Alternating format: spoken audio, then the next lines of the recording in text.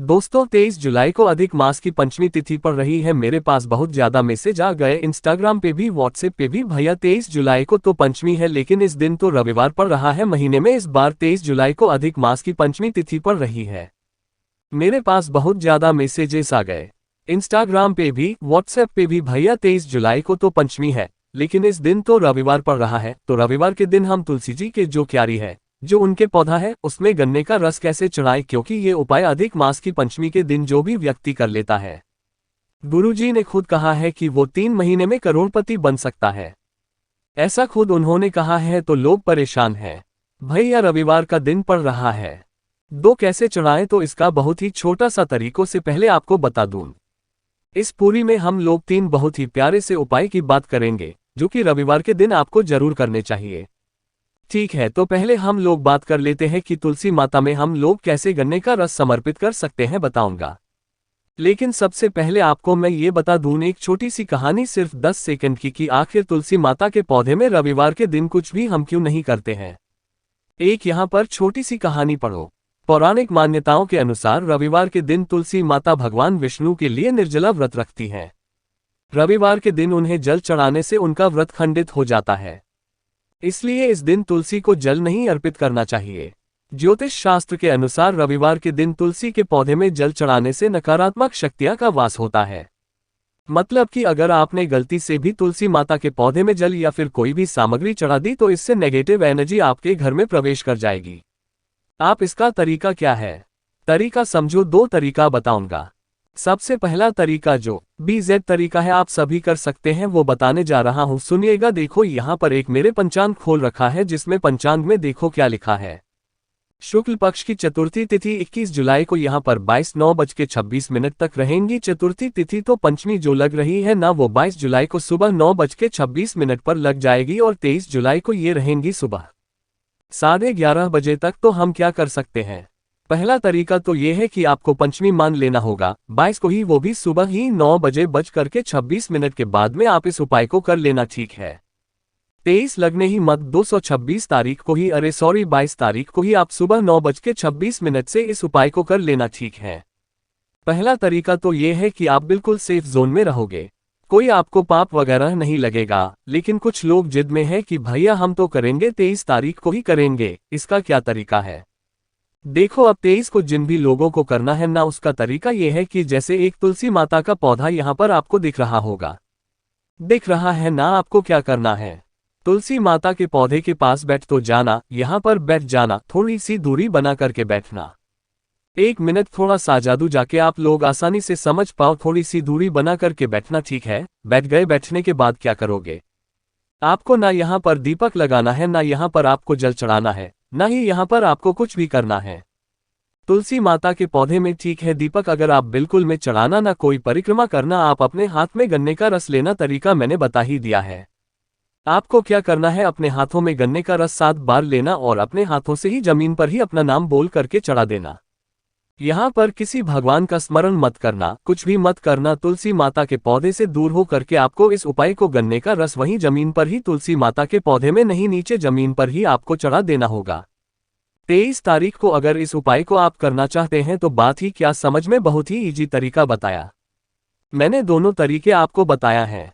पहला तरीका तो मैंने बताया 22 तारीख को सुबह 9:30 बजे के बाद कर लेना कभी भी, और बाकी 23 तारीख को अगर करना चाहते हैं तो 23 तारीख को तुलसी माता के पौधे से थोड़ा सा दूर बैठेंगे, गन्ने का रस यही नीचे जमीन पर ही 7 बार गिराना होगा, थोड़ा थोड़ा करके 7 बार गिराना और अपना नाम और गोत्र बोल देना। ठीक है, समझ में क्या बात कर लेना।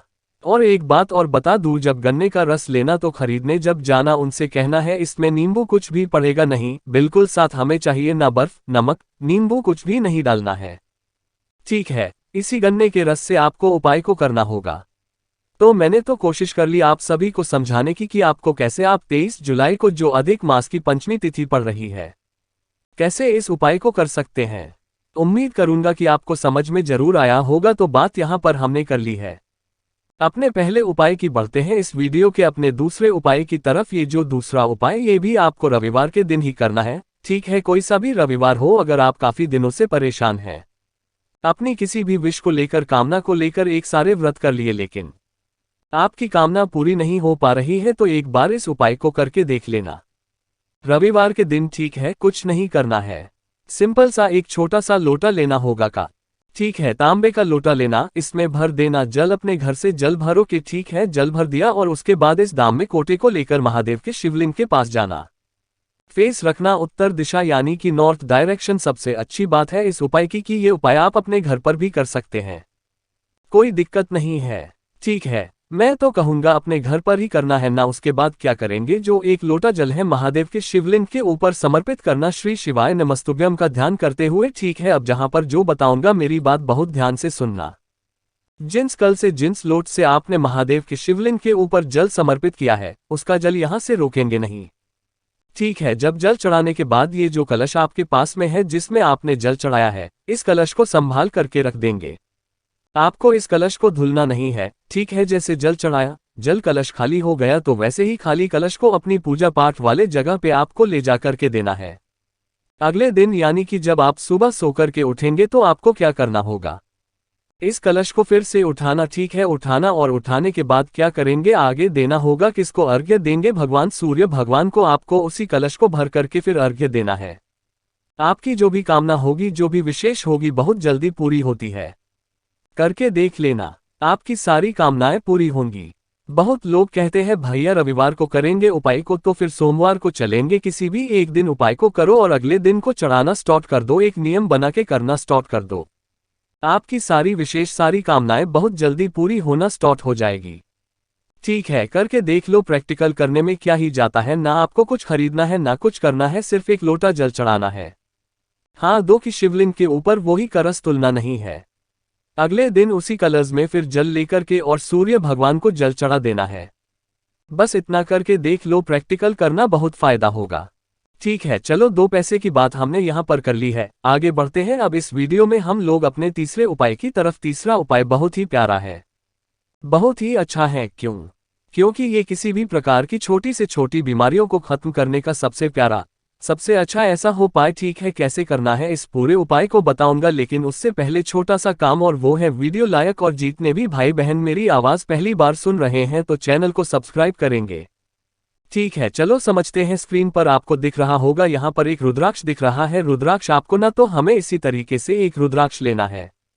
अब यहाँ पर कोई जरूरी नहीं है कि आपको 2 मुखी लेना है, 5 मुखी लेना है, 10 मुखी लेना नहीं। आपको मात्र एक रुद्राक्ष लेना है, जो भी आपके घर में इजली मिल जाए। ठीक है, रुद्राक्ष ले लिया। साथ ही साथ आपको लेना होगा इस तरीके से दूध। जो दूध लोग हैं वो कौन सा होना चाहिए, गौ माता का दूध होना चाहिए, वो भी कच्चा दूध। कच्चा दूध का मतलब ये हुआ कि जो दूध गर्म ना किया गया हो, जैसे जो भी गौ वाला लेके आया फिर आप डेयरी से लेके आए, वैसे का वैसा दूध ही रख दो। संभल के उसको गर्म मत करना। ठीक है, बहुत ज्यादा नहीं, थोड़ा सा चाहिए होगा। ठीक है, ले लिया दूध। दोस्तों, आपको इस तरीके से लेना होगा। काम में तांबे का प्लेट कौन सा लोगे, तांबे का ही प्लेट लेना है। इस तांबे के प्लेट में आपको डाल देना होगा दूध। ठीक है, और उसी दूध में डूबा देना जो एक रुद्राक्ष आपने लिया है अपने घर में से, वो डाल देना। ठीक है, जो भी व्यक्ति आपके घर में बीमार है, जो भी व्यक्ति, उसके कमरे में ले जा करके आपको इसको रख देना। ठीक है, रखने के बाद किसी तांबे के प्लेट के पास में, या फिर अगर उसके कमरे में ना रख पाए तो पूरे घर में कहीं पर भी आप इस प्लेट को रख देना। ठीक है, और इस प्लेट के सामने एक आपको दीपक लगाना है। वो दीपक पूरा 24 घंटे चलना चाहिए। कौन सा 24 घंटे पूरा होगा, पूरा वो दीपक जलाना चाहिए। गोल बत्ती का लगाना हो, गोल बत्ती का लगाओ। लंबी बत्ती का लगाना है, लंबी लगाओ। तेल की जैसी आपकी इच्छा हो, बस दीपक लगाना चाहिए और वो दीपक 24 घंटे चलना चाहिए। ठीक है, दीपक जल गया। एक अगरबत्ती जलाना या फिर धूप बत्ती जलाना 7 बार। कितनी बार, 7 बार उस रुद्राक्ष को आप उस धूप बत्ती को दिखाना होगा। 7 बार से ज्यादा मत दिखाना। ठीक है, दिखा दिया। उसके बाद क्या करेंगे, आप पर जाकर के अपने घर पे आराम से सो जाए। अगले दिन जब आप सुबह सोकर उठे 24 घंटे के बाद उठाएंगे। 24 घंटे के बाद जाना और ये दीपक को फिर जब ठंडा हो जाए, इसमें से जो रुद्राक्ष है उस रुद्राक्ष को निकाल देना। एक सफेद कपड़ा लेना, इस रुद्राक्ष को इस सफेद कपड़े में मतलब डालना और अच्छे तरीके से एक छोटी सी पोटली बनाना। पोटली बना करके जो भी व्यक्ति आपके घर में बीमार रहता है बहुत दिनों से ना, उसके कमरे में कहीं पर भी, अलमारी में, तकी नीचे, कहीं पर भी आप ले जा करके उस रूमाल को रख देना। उस व्यक्ति की जो बीमारियां होंगी वो धीरे धीरे धीरे धीरे करके खत्म होना स्टार्ट हो जाएगी। बहुत ही पावरफुल उपाय, किसी भी बीमारी को खत्म करने का तो जरूर करिएगा। अब यहीं पे डाउट होगा, भैया इस प्लेट में जो दूध है ना, इस दूध का हम क्या करें?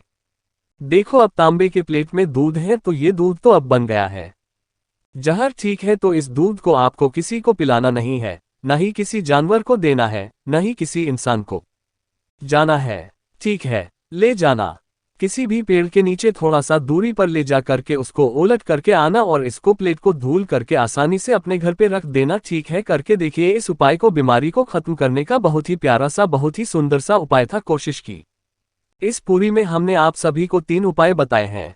इनमें से जो भी आपको बेनिफिट लगता है, अच्छा लगता है, कोई सा भी उपाय कर लेना। बाकी मैंने आपको बता ही दिया कि 23 जुलाई को जो अधिक मास की पंचमी पड़ रही है उसमें आपको कैसे जो गन्ने का रस है वो चलाना है। वीडियो पसंद आई हो तो लाइक कर दीजिए। कुछ पूछना हो नहीं समझ में नीचे कमेंट बॉक्स में लिखे।